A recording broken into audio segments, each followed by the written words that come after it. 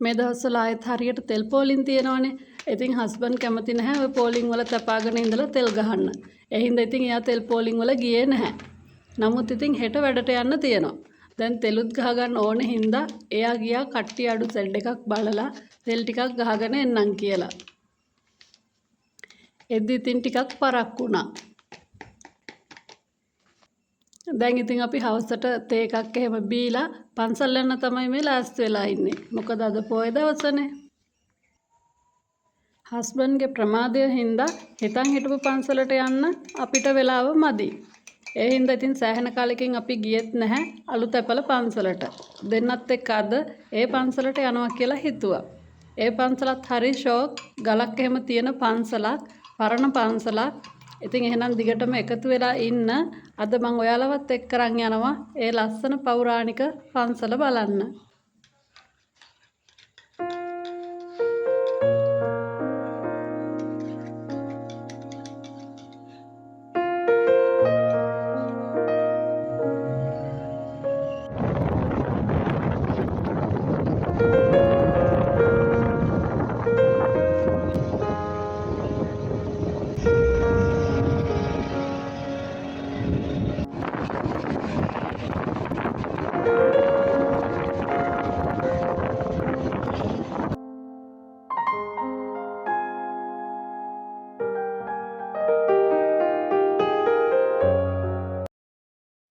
Bike එක Park කරලා පොඩි දුරක් පයින් ඇවිදගෙන යන්නත් තියෙනවා. මේ මල් ජාතිය මොනවද කියලා ඔයාලා දන්නවද? මේ වරාමල්. මං කවදාකවත් පූජා කරලා තිබුණේ නැහැ. ඒ නිසා ඉතින් අද වරාමල් ගත්තා පූජා කරන්න. මේ මල් එක හරිම කූල්. මේ දවස්වල ගොඩාක් රස්නෙයිනේ. ඉතින් ඉක්මනට මල් පර වෙනවනේ. ඒ නිසා ඉතින් එයාලා මල් තියාගෙන ඉන්නේ කූල් එකේ. මට තේරුණ විදිහට මේ පන්සලට හොඳ දායක සභාවක් තියෙනවා වගේ. මොකද පන්සලේ වැඩ හරිම පිළිවෙලයි, හරිම ක්‍රමවත්. අද හැන්දෑවට භක්ති ගීත සන්ධාවකුත් සංවිධානය කරලා තිබුණා. මේ පන්සලේ ලොකු ගල් තලාවක් තියෙනවා. බුදුගෙට උඩින් ගල තමයි පිහිටලා තියෙන්නේ. ඉතින් එහෙනම් අපි මල් පහන් පූජා කරලා මේ ගල උඩටත් ගිහින් බලමු. උඩත් තියෙනවා සතපෙන බුද්ධ ප්‍රතිමා වහන්සේ නම.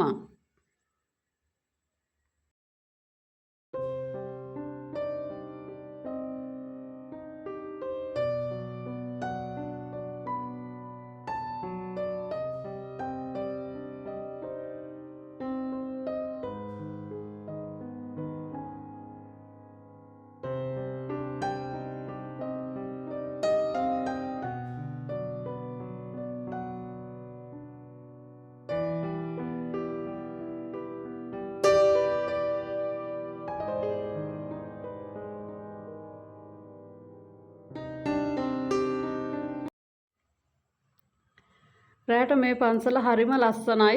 ඉතින් ගල උඩ ඉඳලා පහළ බලනකොට ලස්සනට පේනවා.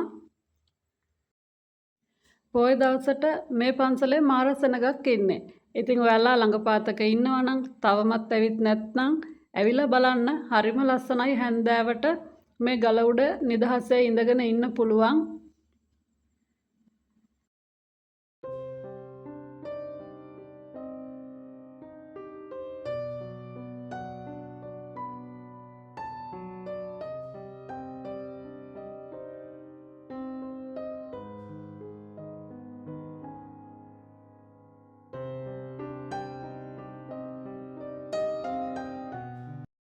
ඉතින් අපිත් මල් පහන් පූජා කරලා බුදුන් වැඳලා සෑහෙන වෙලාවක් මේ ගල උඩට වෙලා වාඩි වෙලා හිටියා.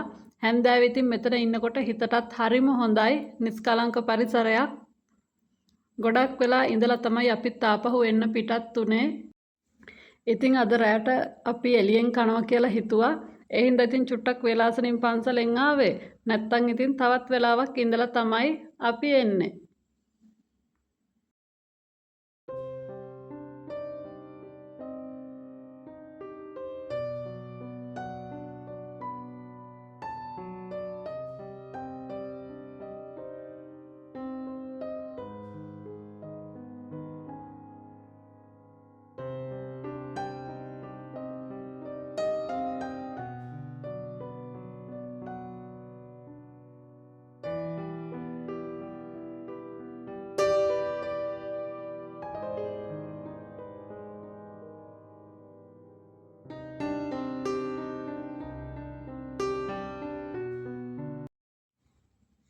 අපි මෙතනත් පහන් පත්තු කරා.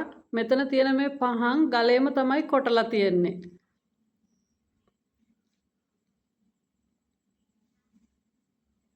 මේ තියෙන්නේ බුදුගේ.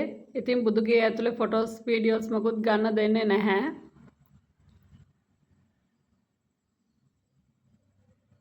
බුදුගෙයි වහලෙට ගල තමයි පිහිටලා තියෙන්නේ.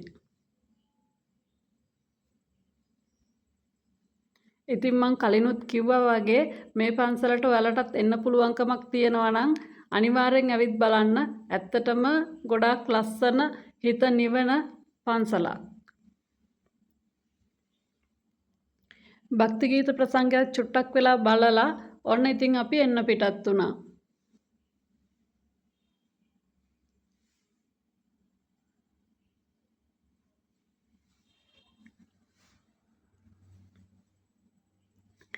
එහෙනම් ඉතින් අදත් ගිහින් එන්නම්.